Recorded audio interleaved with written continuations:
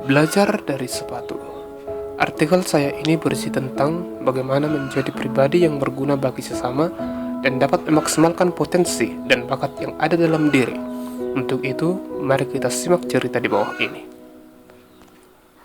Suatu hari di beranda sebuah rumah, tepatnya di rak sepatu yang berisi dengan beberapa sepatu, terjadilah ribut antara dua pasang sepatu.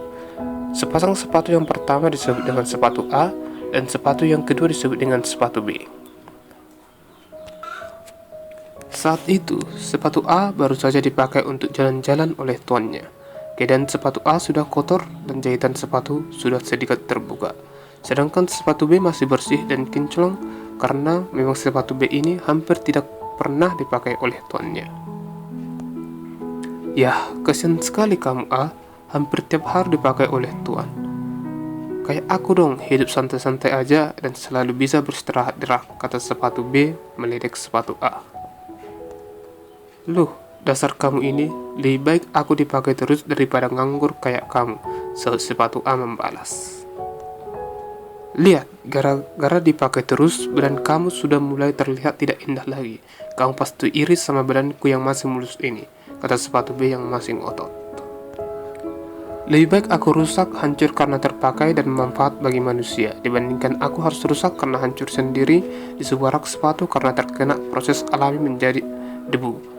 Aku tidak mau hancur sia-sia seperti itu. Apa maksudmu? Sepatu B mulai marah. Kita adalah sepatu, apabila tidak dipakai, maka akan menjadi rapuh dan hancur. Jika tidak, seharusnya kamu merasa santai dan senang karena tidak pernah dipakai. Harusnya kamu was-was, karena potensi dan bakatmu untuk melindungi kaki manusia tidak tercapai. Sepatu B pun termenung dan tidak dapat berkomentar lagi. Ia memikirkan bagaimana nasibnya sekarang. Sekarang kita lihat, aku mungkin sudah tidak mulai indah, kotor dan jahitan sudah mulai lepas. Tapi aku akan bertahan lebih lama darimu, karena aku sudah sering terlatih untuk menjadi lentur dan kuat. Aku terbiasa dalam segala keadaan, makanya aku menjadi sepatu yang kuat, walaupun tidak tampak begitu indah dari luar. Sepatu A kembali menjelaskan. Maaf aku ya A, karena telah mengejakmu. Aku harap dapat bermanfaat di hari depan. Terima kasih ya telah menjadarkan aku, jawab sepatu Y yang telah sadar. Teman-teman, cerita tadi sebenarnya dapat kita gambarkan sebagai cerita tentang diri kita masing-masing. Sepatu B itu kita, sepatu A adalah orang tua, guru dan teman kita yang seringkali mengingatkan kita.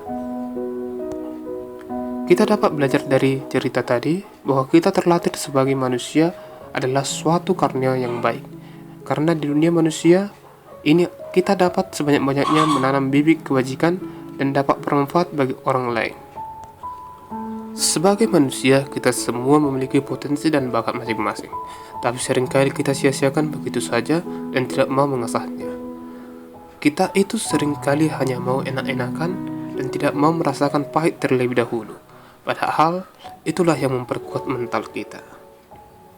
Potensi dan bakat itu harus diasah dan dipakai. Apabila tidak, akan terbuang sia-sia begitu saja. Janganlah hanya berdiam diri, tapi galilah potensi dan bakat yang ada dalam diri kita. Walaupun itu harus terluka dan gagal, itu akan menjadi modal kita untuk sukses dan bermanfaat bagi orang lain. Intinya adalah jangan takut untuk menggali potensi dan bakat kita. Asah dan gunakan baik-baik agar tidak menjadi sia-sia dan hilang begitu saja. Dari cerita di atas, kita belajar dari sikap sepatu A yang yaitu bijaksana. Sudahkah kita bijaksana hari ini? Sepatu A menanggapi ledekan sepatu B dengan sangat tenang tanpa menggunakan nada tinggi. Begitulah harusnya manusia yang bijak menanggapi segala sesuatu dengan tenang dan kepala dingin. Begitu juga dengan sepatu A yang mau mengingatkan sepatu B. Itulah fungsi manusia sebagai makhluk sosial yang tidak dapat hidup sendiri, yaitu saling mengingatkan kepada teman untuk tetap berada di rel dan jalur yang benar. Teman-teman, ingat juga kata Pak Andri Wongso, "Success is my right." Terima kasih untuk teman-teman yang sudah membaca. Semoga menginspirasi teman-teman semua.